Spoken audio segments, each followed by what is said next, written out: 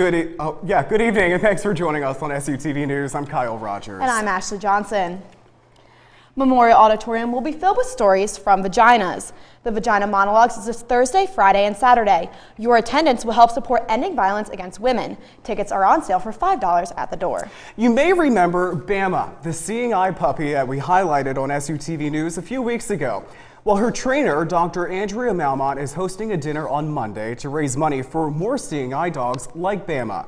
The spaghetti dinner will be at St. John's Church of Christ in Chambersburg. Tickets are $7 for adults and $5 for kids under 12, and that'll be from 5 to 7:30. Well, this past Sunday was the Grammys. Here's SUTV's Entertainment with Aaliyah Smith. Aaliyah. To watch the Grammys this weekend. There were crazy outfits and even crazier performances. Here's a look at some popular celebrities and what they chose to wear. Willow Smith, such a cute girl and such good performances. Will and Jada are really lucky to have a daughter like her. But what was she wearing? And what is she holding? A globe? I didn't really understand the outfit, but she's still an awesome performer.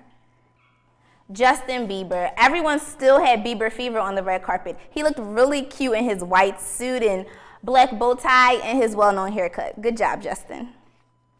Rihanna. Someone please send out an SOS. This outfit is horrible. I didn't know if it was supposed to be like a white snow princess.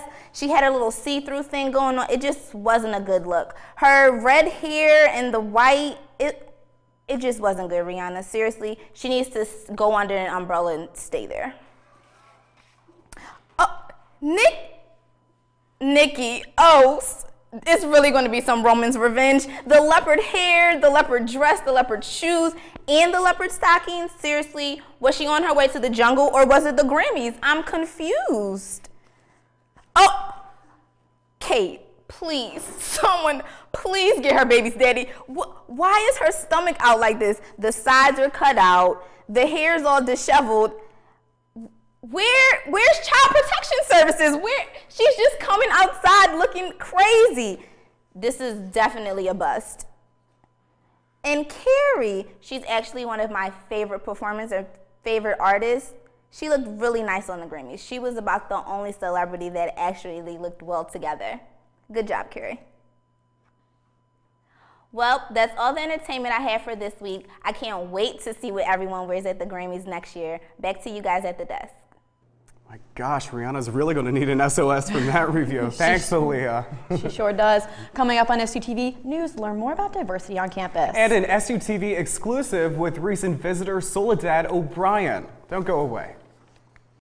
This week, it has been really hard to keep up with Kyle. Yeah, I'm sorry if I missed anyone's phone calls and didn't return them. I was so busy. On Monday, I was part of an SUTV news crew who traveled to New York for an interview with CNN's Soledad O'Brien. She was a guest on campus last night to speak on diversity in America.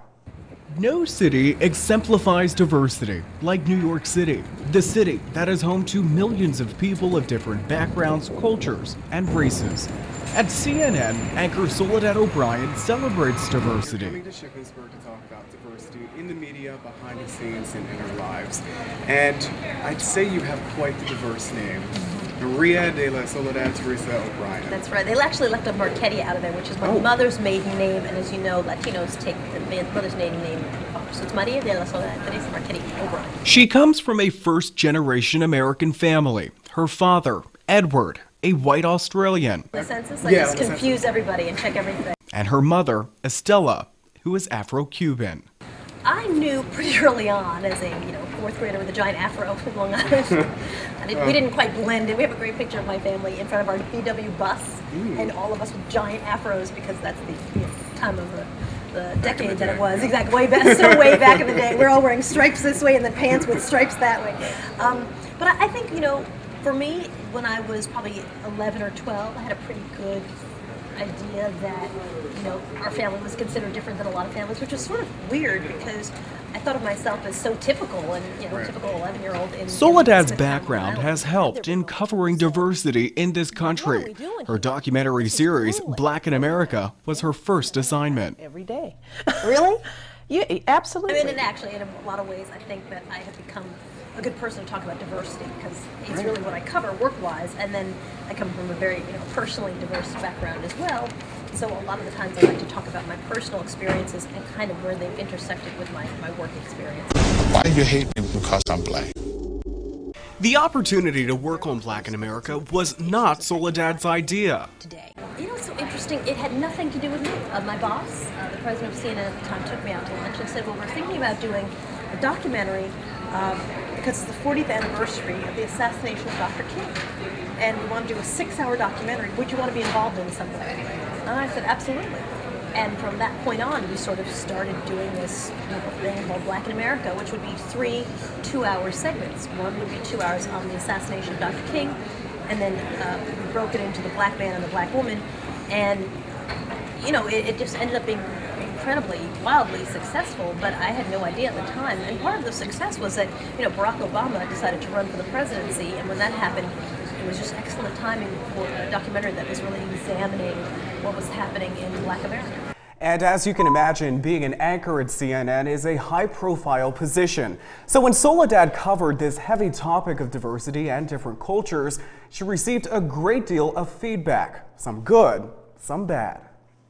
I was the sellout kid. I was the white boy with the black skin. Black in America, reported by Soledad O'Brien, was one of the most watched programs ever on CNN. The documentary scored positive reviews, but with a high-profile position, Soledad also faced hard criticism. No one has ever said to Christiane Amanpour, well, you know what, how Chinese is she? Because I understand she's going to be, you know, interviewing the Prime Minister, so I think really she should. It never happens. So what does being black mean? Because is that a conundrum? I think there was a sense that to tell that story well, you had to have a certain knowledge and understanding of the community. Soledad quoted the website in her new book, The Next Big Story, My Journey Through the Land of Possibilities. The site Fresh Expressed, the pulse of young Black America, said, the same station would nary a black woman in any on-air position of substance. There's no black female Rachel Maddow on CNN. There's no chocolate Campbell Brown, not even a ghetto Greta Von facelift. And no, Soledad does not count. You know, it's an opinion. You know, to me, what really intrigues me is to say, what does that mean? If someone were to say that to my face, I'd say, well, what does that mean, blacker?